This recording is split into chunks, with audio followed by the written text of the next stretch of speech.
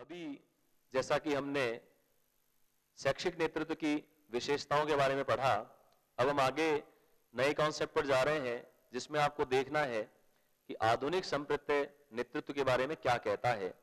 तो कुछ विचारों को मैं आपके सामने रखना चाहता हूं, जिसमें एक कथन जो पूर्व में मैंने आपको बताना चाहा था कि मार्क ट्वेन की एक जो उक्ति है या उनका जो कथन है वो यहाँ बहुत महत्वपूर्ण है, जो हमें आधुनिक संप्रदाय को स्पष्ट करने में बहुत मददगार होगा। उन्होंने कहा कि हिरणों की वह सेना जिसका नेतृत्व एक शेर के द्वारा किया जाता है वह अधिक अच्छी है उस सेना की अपेक्षा कि जो शेरों की सेना हो और उसका नेतृत्व एक हिरण के माध्यम से किया जाए। देखिए, बहुत सुंदरता से उन्होंने इस बात को यहां रखा और हमें बताया कि नेतृत्व कैसा होना चाहिए। उन्होंने इस उदाहरण के माध्यम से, इस कथन के माध्यम से स्पष्ट किया कि आपका नेतृत्व बोल्ड, ब्यूटीफुल और अपने आप में एक प्रकार से डिसीजन मेकिंग वाला होना चाहिए, एग्रेसिव होना चाहिए, किसी तरह से सबको साथ लेकर चलने वाला और अपने आप में प्रभावपूर्ण, इफेक्टिव होना चाहिए।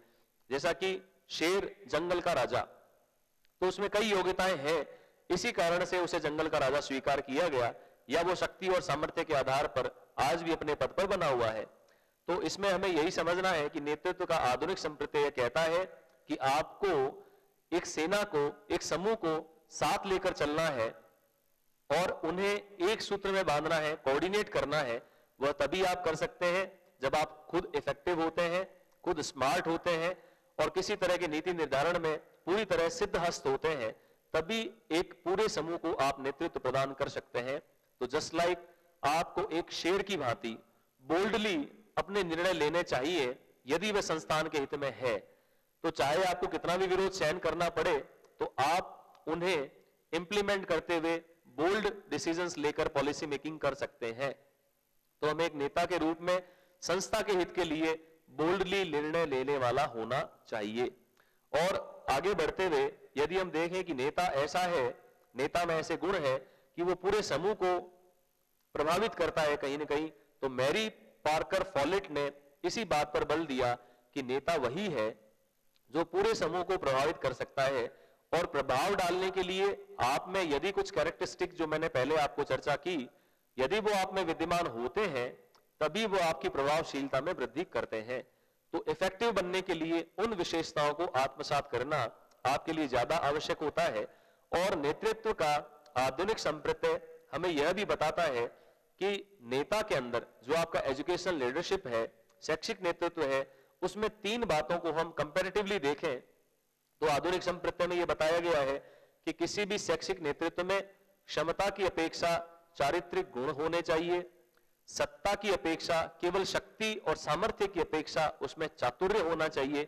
क्लेवर होना चाहिए, उसे अच्छे डिसीजन लेने के लिए चतुरता उसमें होनी चाहिए, और साथ में कठोरता के स्थान पर उसमें सहानुभूति होनी चाहिए।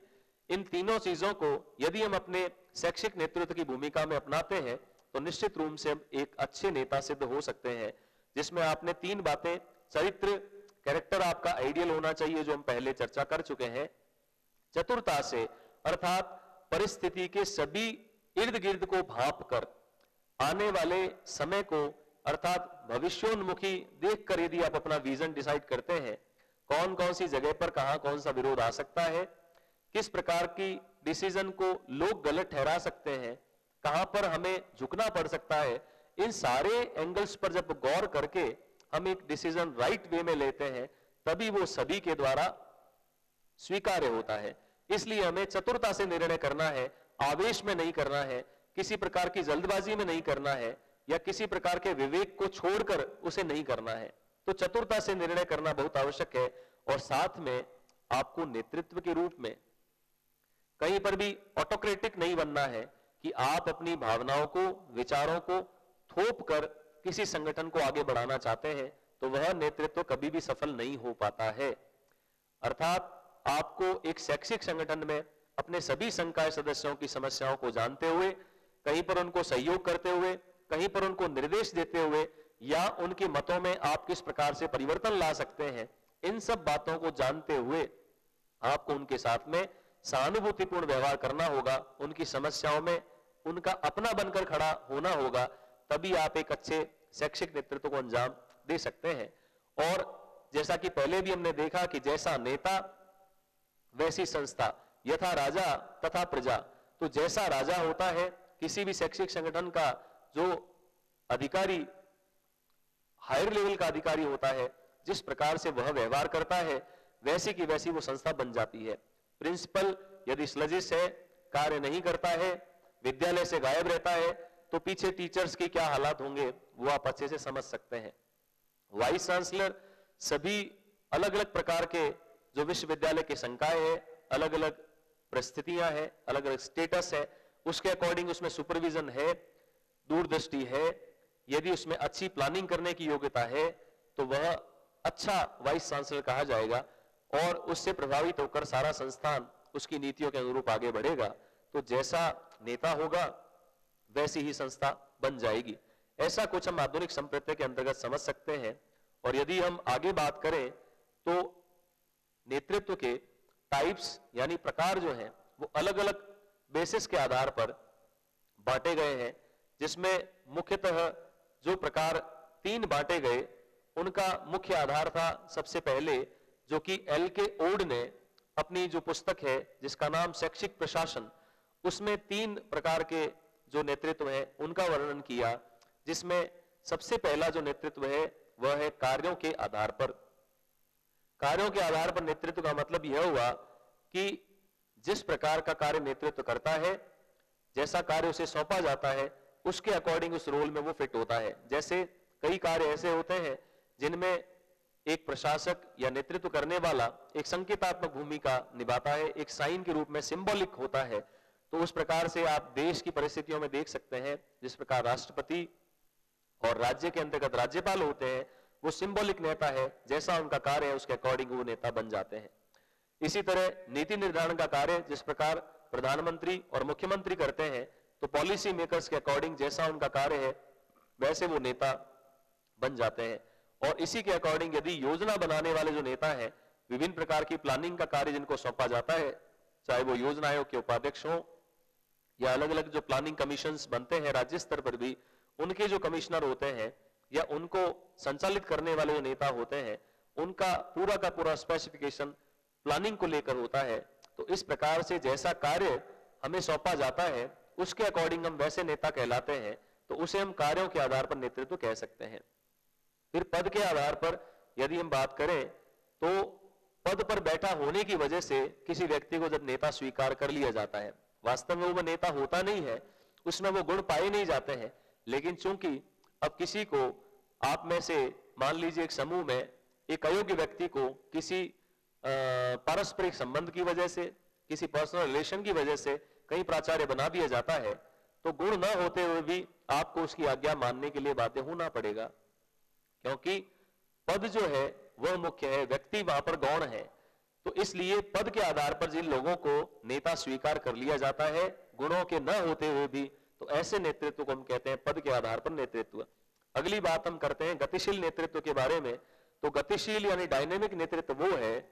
जो परिस्थितियों के अकॉर्डिंग अपनी विचारधाराओं को, अपनी नीति के क्रियान्वयन करने की जो अलग अलग एबिलिटीज हैं उनमें जो परिवर्तन करता रहता है, वह वास्तव में गतिशील नेतृत्व है। और सही मायने में आधुनिक संप्रदाय में ऐसे ही नेतृत्व को ज्यादा सफल माना गया है जो गतिशील है, जो रुका हुआ नहीं है, जो परंपरागत नहीं है, जो एक बात पर अडिग नहीं हो गया है, जिद्दी नहीं है, परिवर्तन करना जानता है, डायनेमिसिटी उसके अंदर है। तो वैसा नेतृत्व जो है वह गतिशील नेतृत्व कहलाता है। इन तीनों नेतृत्व के प्रकारों के बाद यदि हम बात करें व्यवहार की, व्यवहार चूंकि नेतृत्व में एक बहुत अहम भूमिका निभाता है कि आप किस प्रकार से पब्लिक रिलेशन मेंटेन करते हैं, आपकी लाइजनिंग किस प्रकार से लोगों के साथ में बनती है और कैसा आप लोगों के साथ में परस्परता रखते हैं, उस पर डिपेंड करता है कि आप एक नेतृत्व को किस प्रकार से निभाते हैं। तो उस व्यवहार के आधार पर यदि हम बात करते हैं तो 2 प्रकार के नेतृत्व प्रमुख रूप से हमारे सामने उभर कर आते हैं, जिसमें अब आप स्लाइड पर देखें, जिसमें ऑटोक्रेटिक एक नेतृत्व है, दूसरा डेमोक्रेटिक नेतृत्व है। नाम से बहुत अच्छे से आप इनको शाब्दिक रूप से समझ सकते हैं। ऑटोक्रेटिक यदि हम बात करें आधिकारिक नेतृत्व की, तो वह ऐसा नेतृत्व है जो पूरी तरह से तानाशाह होता है, जो अपने सोचे गए कार्यों को यथा जिस प्रकार के भी साधन उपलब्ध हो वह आप पर थोप ही देता है, आपसे वो करवा ही डालता है। केवल एक व्यक्ति की विचारधारा जहां हावी होती है, जहां पर निर्णय लेने वाला केवल एक व्यक्ति होता है, उसकी विचारधारा होती है, उसके अकॉर्डिंग भय तानाशाही के बल पर जो नेतृत्व कार्य करता है वह ऑटोक्रेटिक नेतृत्व होता है। जो कि दूसरे रूप में आप देख रहे हैं, एक कंपैरेटिव लिस्ट मैंने आपके सामने बनाई है, तो हम बात कर रहे हैं डेमोक्रेटिक नेतृत्व की, लोकतंत्रात्मक नेतृत्व। तो निश्चित रूप से शाब्दिक रूप से आप समझ सकते हैं कि लोकतंत्र नेतृत्व वह है, लोकतांत्रिक नेतृत्व वह है जिसमें लोकतंत्र के जो गुण हैं, समानता, बंधुत्व या स्वतंत्रता या सभी को साथ लेकर चलना, सामूहिक रूप से निर्णय लेना, इन सभी गतिविधियों को जो अपने में आत्मसात रखता है, जो नेतृत्व उसके आधार पर करता है, वह लोकतांत्रिक नेतृत्व कहलाता है। क्योंकि इन दोनों को हम शॉर्टली इस कंपैरेटिव लिस्ट के माध्यम से समझ सकते हैं। तो सबसे पहले मैं आपको अलग अलग पॉइंट्स जो बोलता हूं, एरो पर आप मुख्य रूप से ध्यान दीजिए कि ऑटोक्रेटिक एक तरफ लिखा है, दूसरी तरफ आपका डेमोक्रेटिक लिखा है। तो एक पॉइंट में पहले आपको ऑटोक्रेटिक का डिफाइन कर रहा हूं, दूसरा उसके कंपैरिजन में डेमोक्रेटिक का कर रहा हूं। सबसे पहला आप देखें तो उस पॉइंट में डिसेंट्रलाइजेशन एब्सेंट होता है, कार्यों का विकेंद्रीकरण नहीं किया जाता, बल्कि सारी की सारी सत्ता एक व्यक्ति में निहित होती है। दूसरों के डिसीजंस को कोई मान्यता नहीं दी जाती। डिसीजन लेने वाला, कार्य को अंतिम रूप से निर्धारित करने वाला केवल एक ही व्यक्ति होता है। तो सत्ता का विकेंद्रीकरण नहीं होता, कार्यों को बांटा नहीं जाता, दूसरे सदस्यों पर विश्वास नहीं किया जाता। नेता ऐसा सोचता है कि यदि कार्य को विकेंद्रित कर दिया गया तो कार्यों के बिगड़ने से मेरा नेतृत्व कहीं पर भी कमी में चला जा सकता है। तो इस प्रकार का विकेंद्रीकरण का अभाव आधिकारिक नेतृत्व में पाया जाता है, जबकि लोकतांत्रिक नेतृत्व में आप देखेंगे कि वहां पर डिसेंट्रलाइजेशन प्रेजेंट होता है, हर कार्य को विकेंद्रीकृत माध्यम से करवाया जाता है। जैसा कि आप देख सकते हैं, विद्यालय, महाविद्यालय स्तर पर प्रिंसिपल सारे कार्य नहीं करता है, बल्कि वह कार्यों को दिशा प्रदान करता है। कार्यों को किसे कैसे सौंपना है, इस बात की उसे ज्यादा चिंता करनी होती है। तो इस प्रकार से वो सभी प्रकार के कार्यों को अलग अलग लोगों में बांट कर करवाता है। यदि सेमिनार का आयोजन करना होता है तो ऑर्गेनाइजिंग कमेटी अलग होती है, कल्चरल कमेटी अलग होती है, मास मीडिया में जो कम्युनिकेशन करना है, मीडिया के लिए अलग कमेटी होती है। तो इस प्रकार से हर कार्य को छोटे छोटे समूह में बांट देना, अलग अलग व्यक्ति के माध्यम से कार्य करवाना। दैनिक कार्यों को भी आप ले सकते हैं और उसमें आप देखें कि प्रार्थना करवाने के लिए अलग प्रभारी है, सांस्कृतिक गतिविधियों के लिए अलग प्रभारी है, उसी प्रकार से टाइम टेबल के लिए समय विभाग चक्र का अलग प्रभारी है। तो इस प्रकार कार्यों को वितरित करके और सभी पर विश्वासपूर्ण अपनी स्थिति रखकर जो नेतृत्व कार्य करता है वह लोकतांत्रिक नेतृत्व कहलाता है। दूसरे पॉइंट में लीडर बेस्ड डिसीजन होते हैं, अर्थात समूह के जो राय है, समूह का जो ओपिनियन है, उसको ज्यादा महत्व नहीं दिया जाता। और कभी कभी तो ऐसा भी देखा जाता है कि समूह को साथ लेकर बैठकर उनकी राय को जानने के बजाय वह नेतृत्व तुरंत अपना निर्णय सुनाता है कि मैंने यह सोचा है, अब ये करना है और आपको ये कार्य करना है। तो वहां पर वो लीडरशिप कैसी कहलाएगी? लीडर बेस्ड, कि नेता जैसा चाहता है वैसा संगठन गतिमान होता है, नेता जैसा सोच लेता है वैसा का वैसा संगठन आगे बढ़ता है। तो वो लीडर बेस्ड डिसीजंस कहलाते हैं। अगर आप दूसरी तरफ देखें तो उसमें आप पाएंगे कि वो ग्रुप बेस्ड डिसीजन होते हैं, अर्थात कोई भी एक व्यक्ति मिलकर, कोई एक अधिकारी मिलकर अपना निर्णय किसी समूह पर थोप नहीं सकता, बल्कि सारे समूह की ओपिनियन ली जाती है, सामूहिक रूप से बैठकें की जाती है और उसमें परस्पर विचार विमर्श के माध्यम से अलग अलग प्रकार के डिसीजंस किए जाते हैं। तो पूरे समूह को जहां महत्व दिया जाता है, समूह के विचारों को जहां महत्व दिया जाता है, तो वह लोकतांत्रिक एक प्रकार का नेतृत्व कहलाता है। दूसरा आप देखें अलग तीसरे पॉइंट के रूप में ऑथोरिटी एंड पावर डोमिनेंट, जहां पर सत्ता और शक्ति वो ज्यादा प्रभावी होती है, अर्थात जिसमें सत्ता निहित है, अर्थात नेतृत्व जो है वह ज्यादा डोमिनेंट होता है, वो ज्यादा पूरे समूह के ऊपर अपना रुबाब जमाता है और अपनी सत्ता का इस प्रकार से उपयोग करता है जैसे वो पूरे संस्थान का मालिक होता है। पूरा संस्थान जैसे उसके घर की कोई दुकान होता है, उस प्रकार का व्यवहार जब किया जाता है तो वो ऑटोक्रेटिक है। जबकि नेतृत्व आपको एक पद के माध्यम से मिला है जिसको आपको संतुलित रूप से निर्वहन करना है, तो ऐसी कुछ बात जहां पर शक्ति और सत्ता का दुरुपयोग भी हम कह सकते हैं, जहां पर वो ज्यादा प्रभावी होता है, तो वो ऑटोक्रेटिक टाइप का लीडरशिप कहलाता है। और यदि हम दूसरी तरफ बात करें तो effective skills, intelligence and experience based, इस प्रकार का जो नेतृत्व होता है वह एक प्रकार के प्रभावी कौशल उसमें पाए जाते हैं, बुद्धिमत्ता पाई जाती है, वह विवेकपूर्ण निर्णय लेता है, परिस्थितियों को देखकर सोचता है, और साथ में उसके अनुभव किस प्रकार के रहे हैं, पूर्व अनुभव में किस प्रकार की असफलताएं आई थी, किस प्रकार का विरोध हमें झेलना पड़ा था, उनसे बचते हुए एक राइट वे में डिसीजन लेना, तो वो एक्सपीरियंसेस के बेस पर अपना कार्य करता है, तो उस नेतृत्व को हम लोकतांत्रिक कहते हैं। इसी प्रकार जो सर्वेंट है, काम करने वाले जो कर्मचारी है, जिनके बिना संगठन की सफलता संदिग्ध ही नहीं बल्कि असंभव है, उनके बारे में नेतृत्व क्या सोचता है वो भी आप जान लें कि सबऑर्डिनेट्स को वह एक नौकर के समान समझता है। जैसा हम घर में एक नौकर के साथ व्यवहार करते हैं, तो ऑटोक्रेटिक टाइप का जो नेतृत्व है वह जस्ट लाइक वैसा ही व्यवहार करता है कि मैंने कहा है और आपको करना पड़ेगा, बाध्यता है। तो सबऑर्डिनेट्स को, कार्य करने वाले लोगों को नौकर की तरह ट्रीट करना और यह मानना कि केवल जो पैसा लेने वाला है उसे कार्य करना ही पड़ेगा, तो इस प्रकार की जो विचारधारा रखने वाले लोग हैं वह ऑटोक्रेटिक नेतृत्व के अंतर्गत आते हैं। और दूसरी तरफ यदि लोकतांत्रिक नेतृत्व की आप बात करें तो सबऑर्डिनेट्स को, अपने साथ कार्य करने वाले लोगों को वह अपना मित्र मानता है, मित्रवत व्यवहार करता है, उनसे गलतियां हो जाने पर उनको सुधार के लिए उन्हें सुझाव भी देता है, उनसे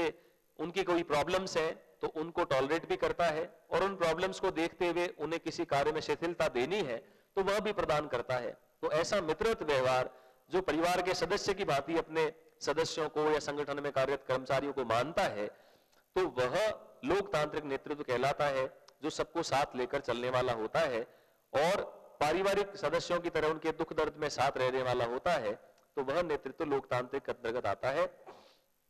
अगला,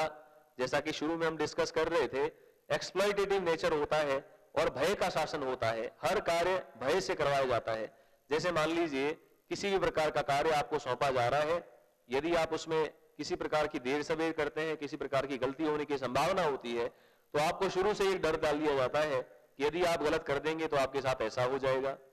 यदि आप गलत करेंगे तो इसकी आपकी सैलरी कट जाएगी, यदि आप ऐसा करेंगे तो आपके साथ ऐसा हो जाएगा। तो इस प्रकार का भयपूर्ण वातावरण जहां पर डेवलप कर दिया जाता है कि किसी न किसी डर के माध्यम से लोगों को सक्रिय बनाया जाता है, और शोषणपूर्ण रवैया होता है कि किस प्रकार से हम कम पैसे में ज्यादा से ज्यादा व्यक्तियों से काम ले सकते हैं, उस प्रकार का नेचर एक्सप्लॉइटेटिव नेचर कहलाता है, तो वो ऑटोक्रेटिक नेतृत्व में पाया जाता है। उसके साथ ही लोकतांत्रिक में आप देखें तो टीम स्पिरिट और म्यूचुअल रिलेशनशिप वहां पर पाए जाते हैं कि एक टीम प्रबंध की भावना, सभी लोगों के मतों को तवज्जो देना और उनको साथ लेकर चलना, सबके संतुष्टि के लिए अलग अलग प्रकार के कार्य करना और एक दूसरे के साथ में परस्परता का संबंध रखना, उनके दुख दर्द में काम आना, उनकी समस्याओं को समझते हुए निर्णय लेना, ऐसी भावनाएं लोकतांत्रिक गुणों में पाई जाती हैं। एक्सटर्नल डिसिप्लिन होता है, वहां पर अनुशासन केवल एक दिखावे के रूप में होता है। बाह्य अनुशासन होता है कि जब तक संस्थान में आपकी नेतृत्व की उपस्थिति है तब तक अनुशासन है,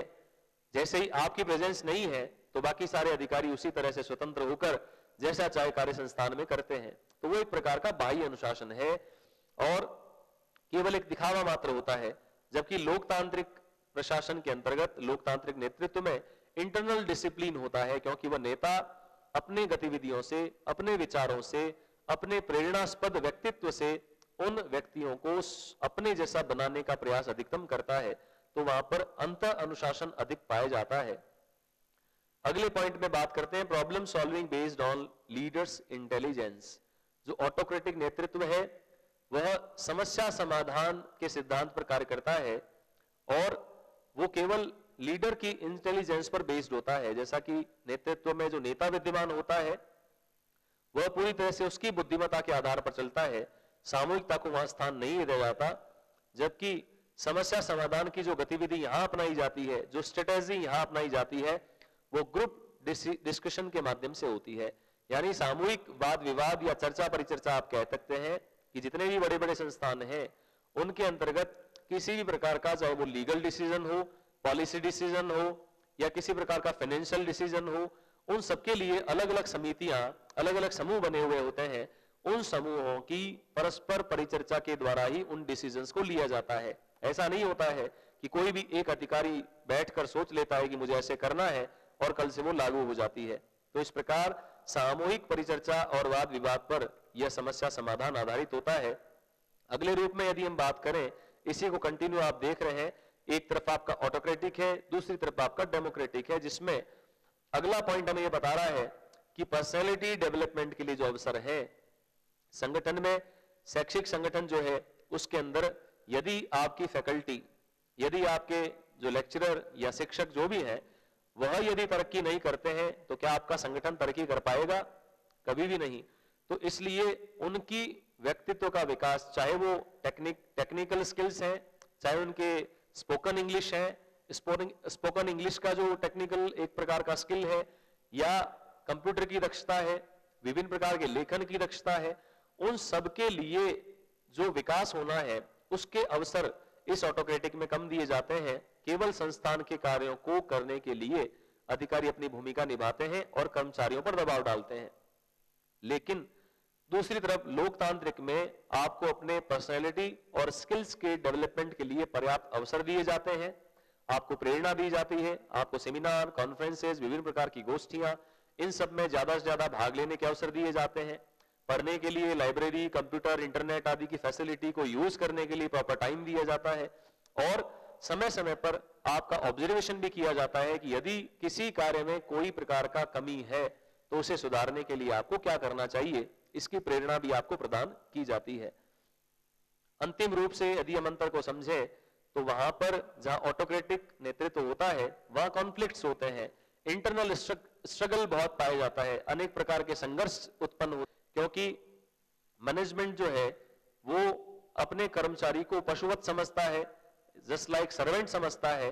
और उसे एक ही लकड़ी से सबको हाँकने की आदत होती है,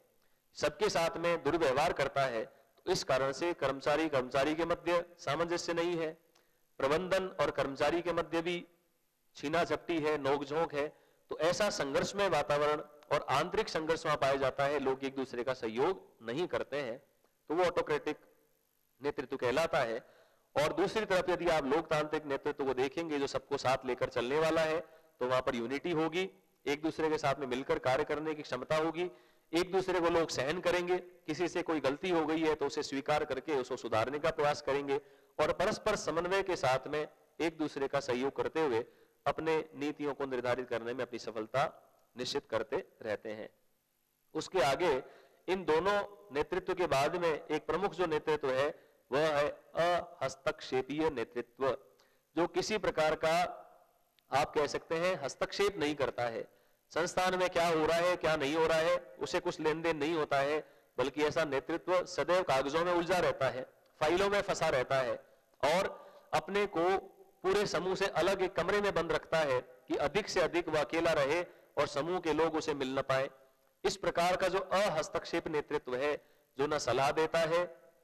न किसी प्रकार का अवलोकन करता है और न किसी प्रकार की प्रेरणा प्रदान करता है, जैसा चल रहा है उसी में संतोष है, जैसा चल रहा है वही ठीक है, उसे तो केवल औपचारिक रूप में अपनी ड्यूटी को पूरा करना होता है कि मुझे जाना है, ऑफिस में बैठना है, अपने निर्धारित कार्य करने हैं, पूरे समूह से उसे ज्यादा कोई लेन देन नहीं होता है। तो ऐसा नेतृत्व होकर भी वो एब्सेंट होता है, माना नहीं जाता है कि वो नेतृत्व है। तो इस प्रकार का अहस्तक्षेप नेतृत्व वहां पर हम कह सकते हैं। फिर हम जो बात कर रहे हैं अगले जो प्रकारों की, तो उसमें बहुत शॉर्टली मैं आपको डिफाइन कर रहा हूं कि किस प्रकार से हम अलग अलग शब्दावली के माध्यम से नेतृत्व को समझ सकते हैं, जिसमें है नौकरशाही नुमा नेतृत्व। ब्यूरोक्रेट्स जो होते हैं ऑफिसेज में, सरकारी दफ्तरों में जिस प्रकार का नेतृत्व पाया जाता है उसे हम नौकरशाही नुमा कहते हैं, जिसमें कर्मचारी हर वक्त ये सोचते हैं कि ऑफिसर की खुशामद करके उसे कैसे खुश कर लिया जाए, अपना कार्य या उल्लू कैसे हिदा कर लिया जाए, इसके बारे में लगे रहते हैं और केवल अपनी औपचारिक भूमिकाओं का निर्वहन करते हैं। तो इस प्रकार का नेतृत्व जो है वह नौकरशाही नुमा नेतृत्व कहलाता है।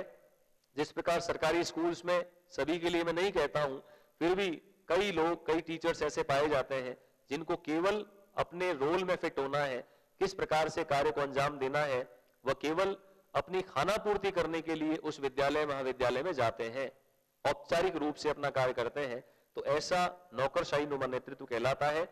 कूटनीतिक जो नेतृत्व है वो डिप्लोमेटिक होता है, अर्थात परिस्थिति के अनुसार अपने शब्दों में, विचारों में, नीति निर्धारण में किस प्रकार से चेंजेस लाने हैं, तो उस प्रकार का कूटनीतिक नेतृत्व होता है। चूंकि वह